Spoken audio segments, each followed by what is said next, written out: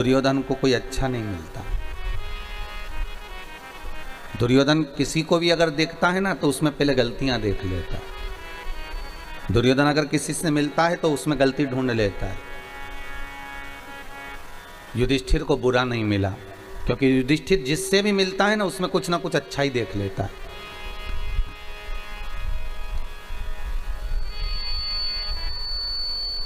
वो जिससे भी मिल रहा है उसमें कुछ ना कुछ अच्छा देख रहा है। भगवान कृष्ण ने पूछा, क्यों दुर्योधन, तुम्हें कोई अच्छा व्यक्ति मिला? दुर्योधन बोला, महाराज पूरी पृथ्वी पर कोई अच्छा नहीं है, सब बेकार, सब बेकार है, एक भी अच्छा नहीं है। और युधिष्ठिर से पूछा, तुम्हें कोई बुरा मिला? युधिष्ठिर कहते हैं, महाराज जी पूरी पृथ्वी पर देख लिया, किसमें बुराई है ही नहीं, सब में तो अच्छाई भरी हुई है, सब में अच्छाई भरी हुई है, कोई बुरा मिला ही नहीं है। अर्थात भगवान कृष्ण कहते हैं बस यही जीवन है। दुर्योधन को बुरा ही मिल रहा है, अच्छा कोई नहीं मिलता, क्योंकि उसके भीतर इतनी बुराई भरी हुई है, इतना कपट भरा हुआ है, इतना छल भरा हुआ है, इतनी बेईमानी भरी हुई है कि उसको सामने वाला व्यक्ति बुरा ही नजर आएगा।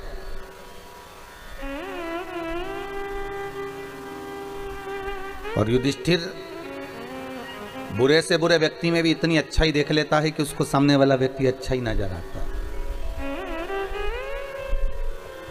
जीते जी हमने दुनिया के लोगों में बहुत सारी बुराई देखी और मरने के बाद हम बहुत सारी अच्छाइयाँ देखते हैं कि वो हमारी सास बहुत अच्छी थी, हमारा ससुर बहुत अच्छा था, हमारी वो काका जी चले गए वो बहुत अच्छे थे, वो ऐसे थे, वो हम मरने के बाद अच्छा देखा। अगर मरने के बाद किसी की बड़ाई कर रहे हो तो उसको थोड़ी ना प्राप्त हो रही है, भले तुम दुनिया में तुम डोंडी पीट कर कह दो, नगाड़े बजा बजा कर कह दो। भगवान कृष्ण जब तक भूमंडल पर रहे, स्वयं के सगे बुआ के लड़के शिशुपाल तक ने गालियां दे दी महाराज। दूसरे से क्या आशा रखोगे? स्वयं की बुआ का लड़के हैं, भगवान कृष्ण की बुआ के लड़के हैं। और भगवान दाऊ जी महाराज से कह रहे हैं ये बुआ का लड़का है और इतनी मुझे गालियां दे रहा है, आपको दिख रहा है? तो दाऊ दादा कहते हैं बुआ का ही लड़का है ना, दे लेने दे गाली। नहीं, कभी चोर कर रहा है, कभी कपट कर रहा है, कभी छल कर रहा है, कभी ग्वाला कर रहा है, कभी शब्दों पर शब्द बाण चलाए जा रहा है।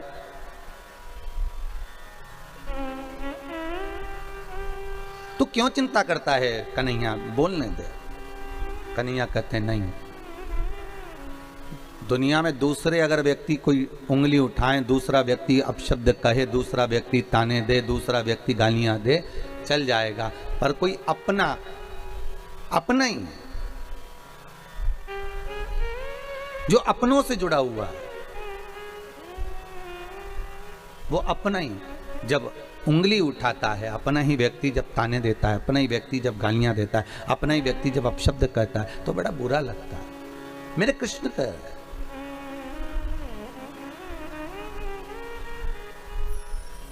कितना सुंदर लिखा है गर्ग संहिता के अंदर कि मत दो किसी को धन।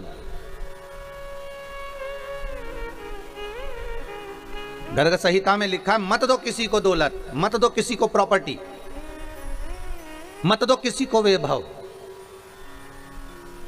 गर्ग संहिता में लिखा है कि मत दो किसी को वस्त्र, मत दो किसी को आभूषण, मत दो किसी को दौलत, मत दो किसी को धन, मत दो किसी को वैभव।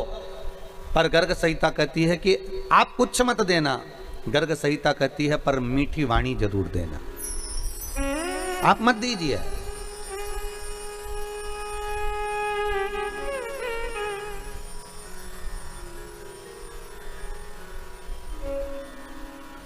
एक मिठास से परिपूर्ण वाणी जरूर प्रदान करिए। क्या भगवान शंकर भक्तों के घर में ऐसी है जाते हैं? नहीं, निर्मल मन चाहिए। कात्यायनी माता क्या ऐसे ही प्रकट हो गई? और किसको मारने के लिए प्रकट हुई थी? वो महिषासुर को।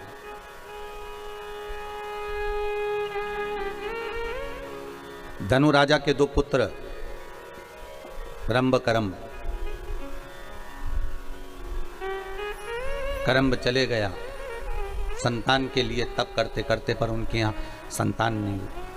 रंभ को लगा कि मेरे भाई को मगर ने खा लिया, पानी में बैठकर हम दोनों भाई तप कर रहे थे और मेरे भाई को मगर ने खा लिया, तो क्यों ना अब मैं ये तप बंद कर कर मैं चारों तरफ से अग्नि लगाकर उस अग्नि के मध्य में बैठकर तप करूं। और रंभ उस अग्नि में बैठकर तप करते हैं और भगवान ब्रह्मा प्रकट होकर कहते हैं वर मांगो, तुम्हें चाहिए क्या? तो वो रंभ कहते हैं कि मुझे वर ये दे दीजिए कि मेरे घर में संतान नहीं, औलाद नहीं, बस इतनी कृपा कर दीजिए कि मेरे घर में संतान हो जाए। ब्रह्मा जी ने वर दे दिया, जब तुम तप कर कर उठोगे, उठकर तुम जैसे जाओगे और जिसको भी तुम प्रेम से, करुणा से, वात्सल्यता से, स्नेह से जिसको भी देख लोगे, उसी के द्वारा तुम्हारी औलाद हो जाएगी, उसी के द्वारा तुम्हारा बच्चा हो जाएगा।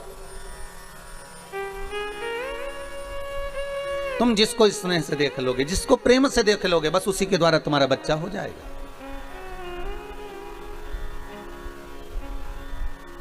अच्छा, एक ये महिषासुर की कथा से एक सीखने को भी मिलता है क्या?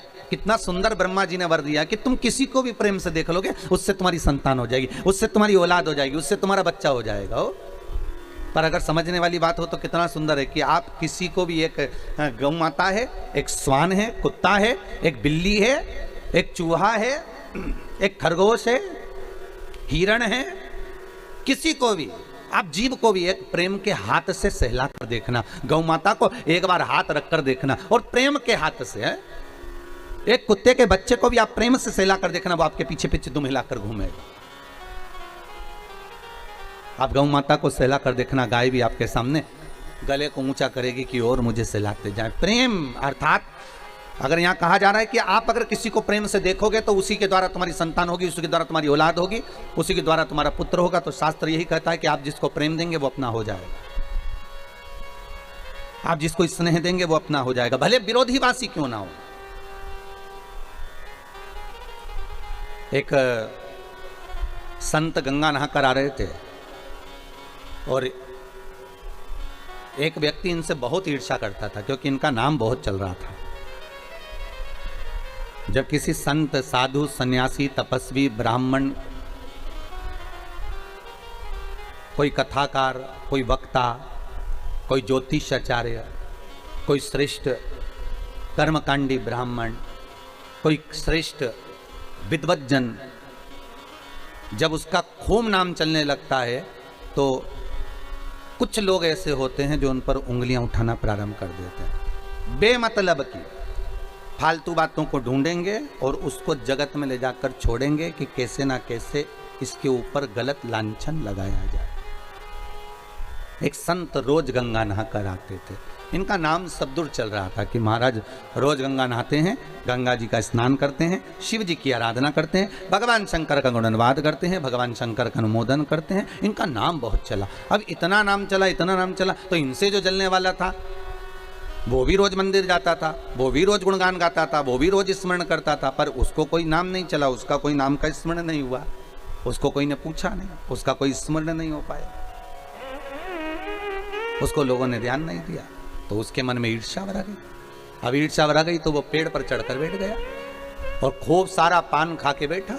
अब संत जैसे गंगा नहा कर आए तो इसने ऊपर से थूक दिया संत पर। अब संत पर थूका तो संत बेचारे वापस गंगा नहाने चले गए। ये वापस आए नहा के, फिर इसने थूक दिया, फिर वो गंगा नहाने चले गए, फिर इसने थूक दिया, फिर वो गंगा नहाने चले गए। दूसरा कोई रास्ता नहीं था कि संत वहां से निकल जाए, रास्ता भी वही था, क्योंकि दूसरे रास्ते से स्त्रियां गंगा नहाने आती थी तो संत वहां जाते ही नहीं थे। संत जब जब निकलते ये पेड़ पर बैठा बैठा थूकता रहता। संत ने इसको झांका तक नहीं, देखा तक नहीं, क्योंकि ये थूकने वाले को क्या देखे, इसको देखकर करना क्या, इसको नहीं देखा। वो बार बार थूक रहा है, वो बार बार स्नान कर रहे हैं। आए, अब की बार जब वापिस आए तो जो ऊपर बैठकर थूक रहा था उसके मुख में पान का पीक, थूक सब समाप्त हो गया था। आकर चरण पकड़ लिए, गुरुदेव मैंने इतनी बार आपको थूका पर आपके मुख से कोई शब्द नहीं निकला।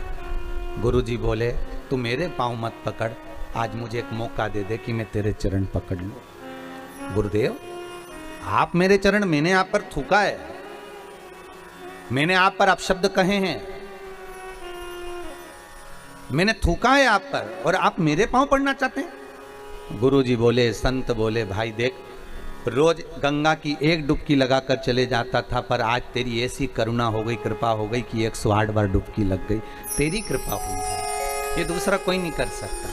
तू थूकता रहा, मैं गंगा नहाता रहा, रोज एक गंगा की डुबकी लगाता था, आज 108 बार डुबकी लग गई। ये तेरी कृपा ही तो है। उसकी आंख में आंसू भर गए कि संत संत होता है, साधु साधु होता है, सन्यासी सन्यासी होता है, तपस्वी तपस्वी होता है, विद्वान विद्वान होता है।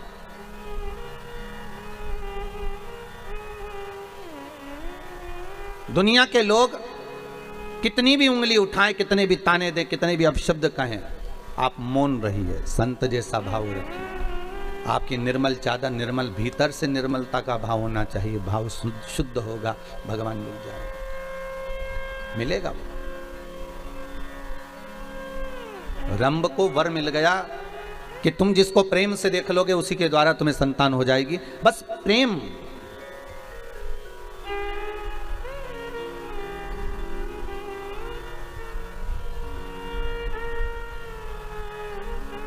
बहुत अंतर है महाराज जी प्रेम और प्यार में। जमीन और आसमान का अंतर है, बहुत ध्यान देना महाराज। प्यार दिखावे का होता है, प्यार में खून और खच्चर होता है, प्यार में एक दूसरे को मारने के लिए तैयार हो जाते हैं, प्यार में बर्बाद होने को तैयार हो जाते हैं। पर प्रेम में ना खून खच्चर होता है, प्रेम में ना अपशब्द निकलता है, प्रेम में ना ताने दिए जाते हैं। प्रेम केवल एक स्नेह का होता है, जैसे एक माता पिता का बच्चे से हो, एक करुणता का रहता है। जैसे राधा जी ने भगवान कृष्ण से पूछ लिया था कि ये बताओ ठाकुर, ए कृष्ण मैं कहां कहां पर हूं, बोलो। भगवान कृष्ण कहते हैं राधा तू मेरे नस नस में, राधा तू मेरे रोम रोम में, राधा तू मेरी धड़कनों में, राधा तू मेरे नयनों में, राधा तू मेरी जिह्वा में, राधा तू मेरी श्रवणता में, राधा तू मेरी रोमावली में, राधा तू मेरी धड़कनों में, राधा तू मेरी नस नस में है। हर जगह पर राधा है। तो राधा कहती है कृष्ण अब ये बता दो कि मैं कहां पर नहीं हूं। भगवान कृष्ण कहते हैं राधा तू मेरी किस्मत में नहीं है, तू मेरे भाग्य में नहीं है। 16,108 रानियों के साथ में भगवान की शादी हुई, पर राधा के साथ कहीं पटरानियों में, रानियों में, 108 पटरानियों में, 16,108 रानियों में राधा जी का नाम नहीं आता। महाराज तू मेरे भाग्य में नहीं है। प्रेम यही होता है, प्रेम में त्याग होता है, प्रेम में करुणा होती है। पर दुनिया के लोग प्यार और प्रेम को एक कर दिए, कहीं कह दिया हम तो प्रेम, इसको प्रेम नहीं कर सकते कि 2 दिन का हुआ और फिर आखिरी में तलाक हो गया। प्रेम कर कर, प्यार कर कर, स्नेह कर कर आपने शादी तो कर ली कि हम तो एक दूसरे को चाहते हैं, हम एक दूसरे को स्नेह करते हैं। शादी करने के 4 साल, 3 साल, 2 साल, 2.5 साल, 1.5 साल में अदालत में पहुंच गए और मालूम पड़े फिर तलाक हो गया। इसको प्यार नहीं कर सकते, इसको प्रेम नहीं कर सकते, इसको केवल साधारण सी भाषा में स्नेह प्यार कहा होगा। पर प्रेम की परिभाषा क्या होती है, प्रेम का परिभाषा का अंश क्या होता है, वो केवल एक होता है। प्रेम में ना अपशब्द होते हैं, ना ताने होते हैं, ना गालियां होती हैं। अगर हम भगवान से प्रेम कर रहे हैं और भगवान ने अगर हमारा बुरा भी कर दिया है तो हम उसमें भगवान को दोष नहीं देते, हम अपने भाग्य को दोष देते हैं। यही प्रेम कहलाता है, इसी को प्रेम कहते हैं। उसमें हमने भगवान को दोष नहीं दिया है। गलती हमारी होगी, हो सकता है हमको कुछ सहन करना पड़ेगा, हो सकता है हमारे ऊपर कोई बात होगी इसलिए भगवान ने अच्छा ना किया। वो प्रेम,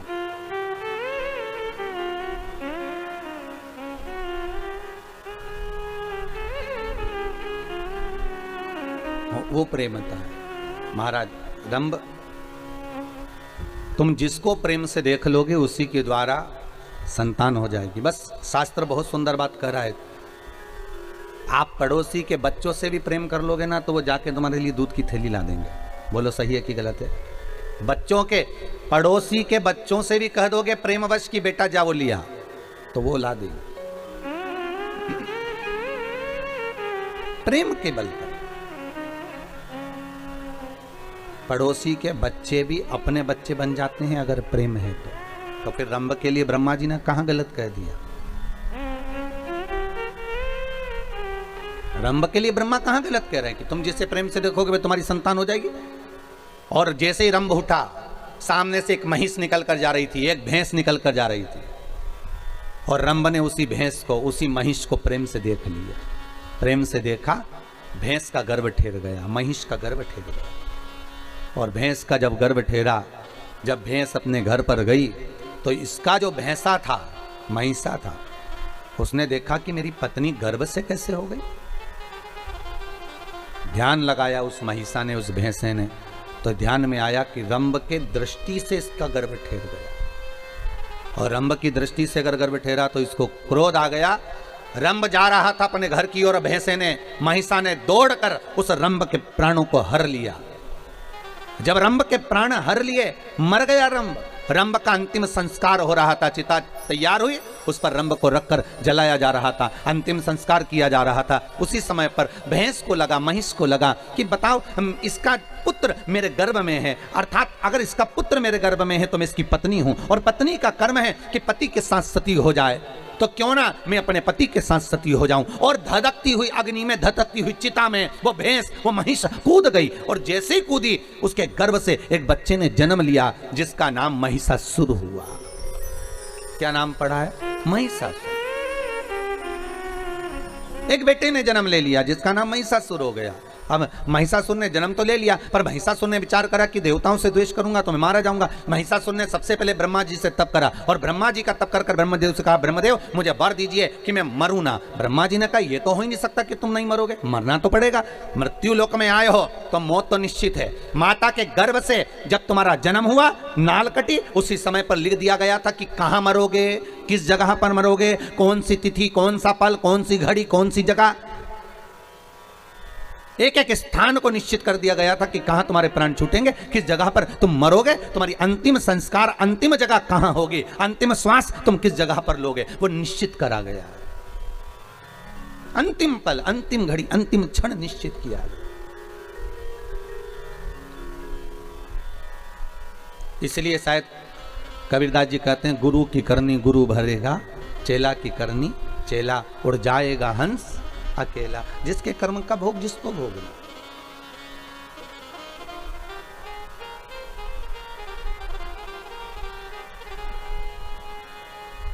अपने कर्म का भोग अपने को भोगना, कोई दूसरा नहीं भोगना।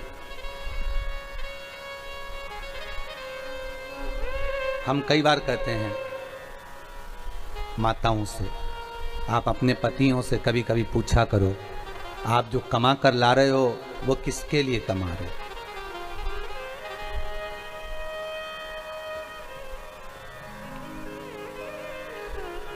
कभी कभी पूछ लिया करो, कुछ बिगड़ेगा नहीं। और पति बोले कि तुम्हारे लिए कमा रहे हैं, बच्चों के लिए कमा रहे हैं, तो पत्नी का फर्ज है कि पति से कह दे कि कमाओ, मना नहीं है, पर थोड़ा थोड़ा सत्कर्म भी करते जाओ। अभी इतनी भयंकर कोरोना महामारी चल रही है, कहीं बन सके तो थोड़ा पुण्यपन भी कर लें, थोड़ा सत्कर्म कर ले, थोड़ा धर्म कर ले। वावारी दुनिया मतलब की दुनिया में किसी का कोई नहीं, सुख के साथी हजारों हैं, जब दुख पड़ा तब कोई नहीं। जब दुख की घड़ी आती है, सबसे पहले जो अपने होते हैं ना, वो छोड़कर भाग जाते हैं। अरे दूसरी जगह भी जान दो, तुम तो यहीं से सीख लो। जब गाड़ी का एक्सीडेंट होता है ना, तो सबसे पहले कौन भागता है? बोलो, जम के बोलो जरा, अरे जम के तो बोलो। कौन भागेगा? ड्राइवर जो गाड़ी चला रहा था, पूरी गाड़ी का तारमेर जिसके ऊपर था, जो गाड़ी को साथ कर चल रहा था। तुम दूसरी जगह तो जाओ बाद में, पहले यहीं देख लो अपन जिस गाड़ी में सफर कर रहे हैं। अगर भागेगा तो सबसे पहले ड्राइवर भागेगा। ट्रक का एक्सीडेंट होगा तो सबसे पहले ड्राइवर भागेगा। भले कंडक्टर जो बैठा है उसमें बेचारा, क्लीनर जो बैठा हो बेचारा, वो भले मरे, परंतु वो तो भाग गया। उसी तरह जब दुख की घड़ी रहती है, सुख की घड़ी में तो आपके दूसरे भी अपने हो जाते हैं। आप उनके पहचानते हो? हमारे काका जी का बुआ का लड़के का लड़का उन्हीं के यहाँ भी आया है। अगर पैसे वाला होगा तो ऐसे परिचय निकाला जाएगा। अगर धनपति होगा तो परिचय निकालने में देरी नहीं लगेगी, और कहीं का गरीब होगा तो कोई परिचय नहीं निकालेगा, अरे भैया कौन परिचय। तो यहाँ क्या उसके काका बुआ फूफा कोई नहीं थे, पर होंगे, पर सुख के समय पर सब साथ हैं, पर दुख के समय पर कोई साथ नहीं। और मेरा निवेदन रहा है, आज फिर कहता हूँ, उस दुख की घड़ी में हो चाहे सुख की घड़ी में हो, मेरा निवेदन है उस भोलेनाथ को भूलना मती। शंकर आएगा, तुम्हारा सारा कार्य कर कर वही जाएगा। माता के स्तनों में जब वो दूध दे सकता है पेट भरने के लिए, बच्चों के लिए, तो मरने के समय पर भी अगर कोई वचन निभाने वाला होगा तो वो परमात्मा ही होगा, दूसरा कोई नहीं आने वाला। आएगा तो वही आएगा, कोई दूसरा नहीं।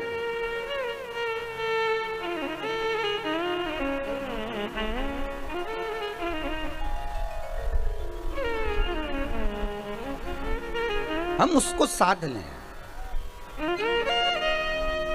अरे कितना सुंदर कहा है ब्रह्मा जी ने, प्रेम करोगे तो किसी से भी तुम्हारी संतान की प्राप्ति हो सकती है, प्रेम करोगे तो हो सकता है पराये भी अपने हो जाए। प्रेम के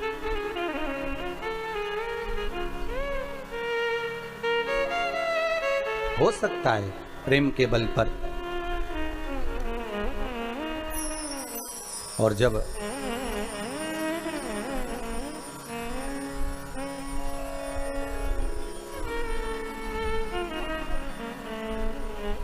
भगवान भूत भावन भूतेश्वर शिव की कथा कर रही है। ब्रह्मा से वर मांगा गया कि आप हमें वर दे दीजिए। तथास्तु ब्रह्मदेव कहते हैं मांगिए क्या चाहिए, बस मैं मरूं ना। तो ब्रह्मा जी कहे ये तो हो ही नहीं सकता, मृत्यु निश्चित है, वो मरना तो पड़ेगा,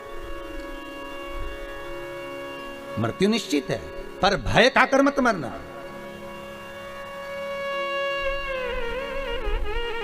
द्रौपदी सबसे ज्यादा कब रोई थी?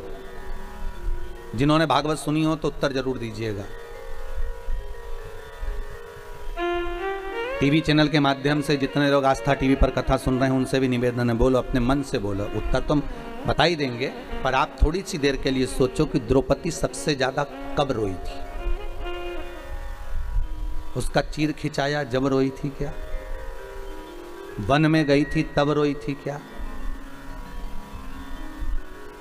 सारे रिश्तेदारों के सामने वस्त्र खींचा गया तब रोई थी क्या? नहीं। द्रौपदी सबसे ज्यादा कब रोई थी? जब सोते हुए 5 पुत्रों का वध हो गया था। कब रोई? जब 5 पुत्र सोते हुए मर गए।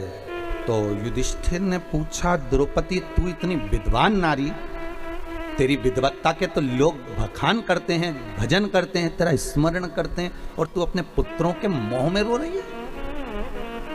पुत्रों के मोह में? द्रौपदी कहती है पुत्र मर गए उसका रोना नहीं आ रहा है, तो फिर रो क्यों रही है? द्रौपदी कहती है पुत्रों के मरने पर नहीं रो रही हूं, रो इस बात के लिए रही हूं कि इन पुत्रों को युद्ध के मैदान में मरना था और ये पलंग पर सोते सोते मर गए। इन पुत्रों को युद्ध के मैदान में मरना था और ये पलंग पर सोते सोते मर गए, मुझे रोना इस बात का है, मैं रो इस बात के लिए रही हूं। बस आपसे भी निवेदन है, युद्ध के मैदान में मरना है हमको, हमें डर से नहीं मरना। कोरोना का भय नहीं होना चाहिए तुम्हारे भीतर कि जरा से तुमको सर्दी खांसी हुई, जरा सा तुम्हारा गला सूखा, जरा सा तुम्हारा स्वाद आना बंद हो गया, तुमने सोच लिया कि अब तो बस जाने का समय आ गया, आंख में आंसू भर रहे, एकांत में कमरे में पड़े हुए रो रहे, बिलख रहे। अब सबसे कह दिया दवाई गोली लो, डॉक्टर को दिखाओ, मुख पर मास्क लगाओ, सैनिटाइज का प्रयोग करो, सोशल डिस्टेंसिंग रखो, मना नहीं है, दवाइयाँ भी पूरी लो, डॉक्टर को भी दिखाओ, जांच भी कराओ, और अगर मान लो रिपोर्ट जैसी भी आए, पर निवेदन केवल इतना है कि डरना नहीं है, युद्ध के मैदान में जाना है। और हो सकता है कि उस युद्ध के मैदान में, और कांप कर नहीं, डर कर नहीं,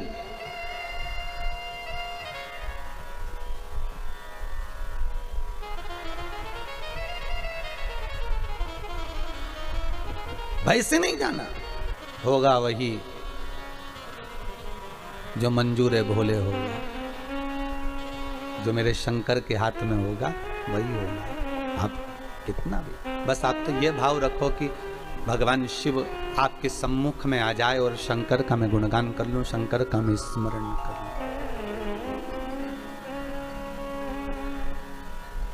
और कुछ नहीं।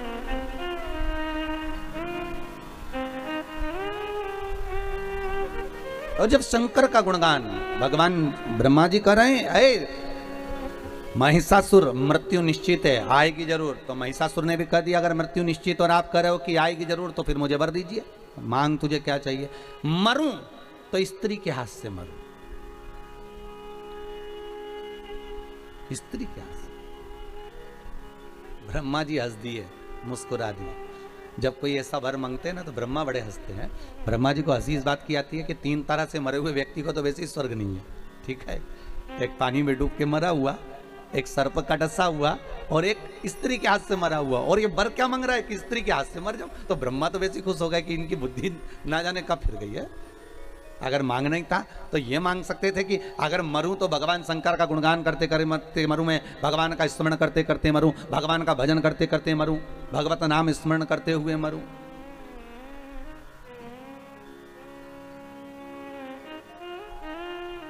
अरे कई लोग कहते हैं महाराज जी हम बड़े परेशान हो गए, संसार से हम तो उब गए महाराज, अब तो हमने सोच लिया कि हम तो मर जाएंगे। तो हम उनसे कहते हैं मरो, पर थोड़ा सा फैशन चेंज करो। ये रस्सी बांधकर, जहर खाकर, पानी में डूबकर, ट्रेन के नीचे, गाड़ी के नीचे, ऊपर से गिरकर, ये तो ओल्ड फैशन है मरने का। कोई नया फैशन निकालो मरने का। मरो मरो सब कोई कहे, मर के देखे कोई, मरो तो ऐसा मरो कि फिर संसार में जन्म ना हो। इसलिए अगर मरना ही है और तुमने प्लानिंग कर ली कि मुझे मरना है, मैं तो संसार से उब गया, मैं तो। और एक बात हमेशा याद रखो, नौकरी करने वाला व्यक्ति, ड्यूटी करने वाला व्यक्ति अगर अपनी ड्यूटी से मुंह चुरा कर भाग जाता है तो उसको दूसरे दिन ज्यादा ड्यूटी करना पड़ती है। उसी तरह तुम अगर संसार से ऊब कर परेशान होकर मर भी जाओगे ना तो तुम्हें वापिस जन्म लेके फिर ड्यूटी करना पड़ेगी, फिर भोगना पड़ेगा। इसलिए मरने की तो प्लानिंग करो ही मत। और अगर प्लानिंग कर ली है तो भगवान का भजन करो, सेवा करो, अर्चना करो, अच्छा कार्य करो, अपने हाथों से पुण्य करो, धर्म करो, दान करो, सत्कर्म करो। भगवान से कहते रहो, हे भोलेनाथ मुझे ऐसा धन देना कि मैं भले परिवार में ना लगाऊं पर सत्कर्म में लगाता रहूं, कोई को भूखा ना जाने दूं, किसी के आगे किसी को हाथ ना फैलाने दूं, ऐसा धन मुझे दे। और फिर सेवा करते करते करते करते प्राणों को त्याग दो तो मजा है कि हाँ प्राण त्यागे। फिर हम भले खिलवा देंगे कि हाँ इसने सुसाइड कर लिया है, फिर हम भले कह देंगे। पर भगवत भजन करते हुए, स्मरण करते हुए, मुझे दास बना कर रख लेना,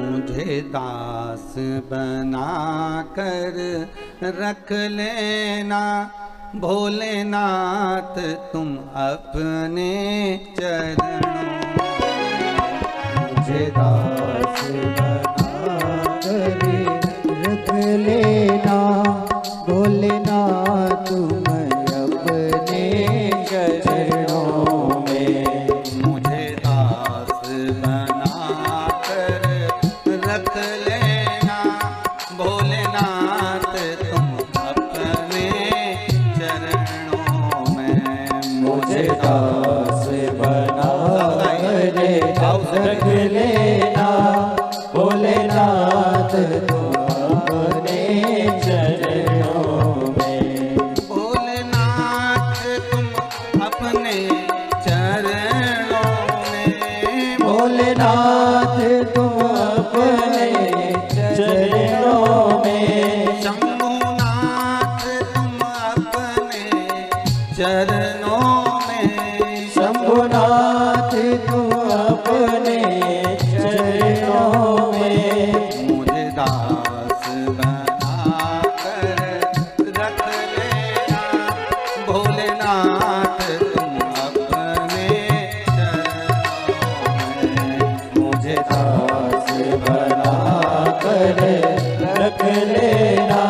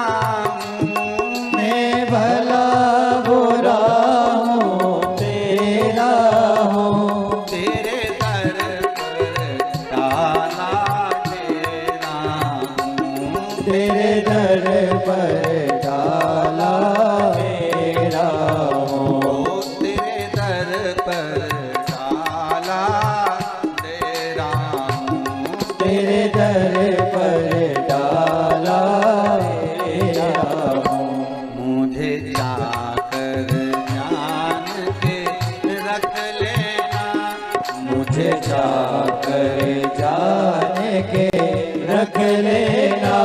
भोलेनाथ तुम अपने चरणों में, मुझे जाकर जान के रख लेना। भोलेनाथ तुम अपने चरणों में, मुझे दास बना कर रख लेना।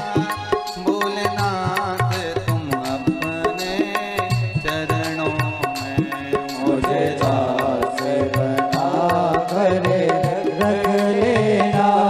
भोलेनाथ तुम अपने चरणों में।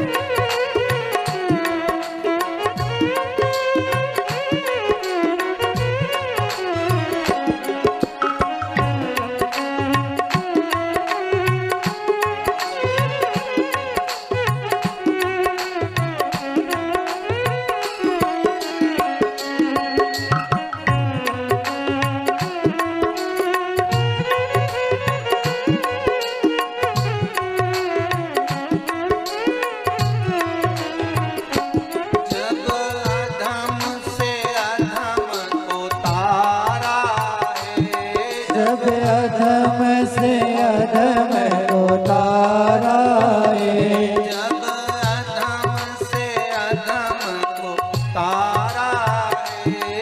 जब अधम से अधम को तारा है, उसमें भी नाम हमारा है।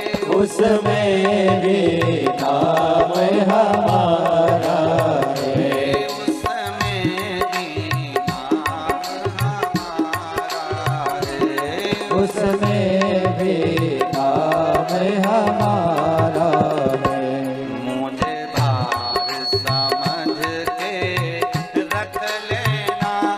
मुझे बार समझ के रख लेना। भोलेनाथ तुम अपने चरणों में, मुझे बार समझ के रख लेना। भोलेनाथ तुम अपने चरणों में। मुझे दास बना कर रख लेना। भोलेनाथ तुम अपने चरणों में, मुझे दासी बना कर रख लेना। भोलेनाथ तुम अपने चरणों में। मुझे दास बना कर रख लेना। भोलेनाथ तुम अपने चरणों में, मुझे दास बना कर रख लेना। भोलेनाथ तुम अपने चरणों में।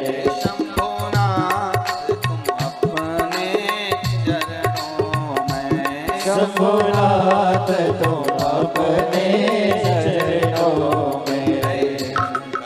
करुणा सागर करुणा करने वाले महिषासुर ब्रह्मदेव से वर मांग कर रहे हैं। ब्रह्मा जी वर दे दो कि मैं अगर मरूं तो स्त्री के हाथ से मरूं। स्त्री के हाथ से तथास्तु कह दिया।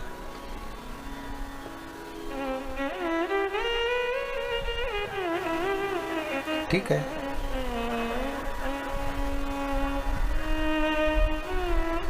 पर तुम मांग रहे हो मरने का कि स्त्री के हाथ से मर जाऊं, पर समझ नहीं पा रहे हो। ब्रह्मा जी बोले हमको वर देना, हम तो दे दिया, कोई दिक्कत वाली बात नहीं, हमें देने में कोई दिक्कत नहीं है, हम तो वर दे देंगे, आशीर्वाद भी दे देंगे कि हाँ तथास्तु, और तुम्हें मिल भी जाएगा। होता है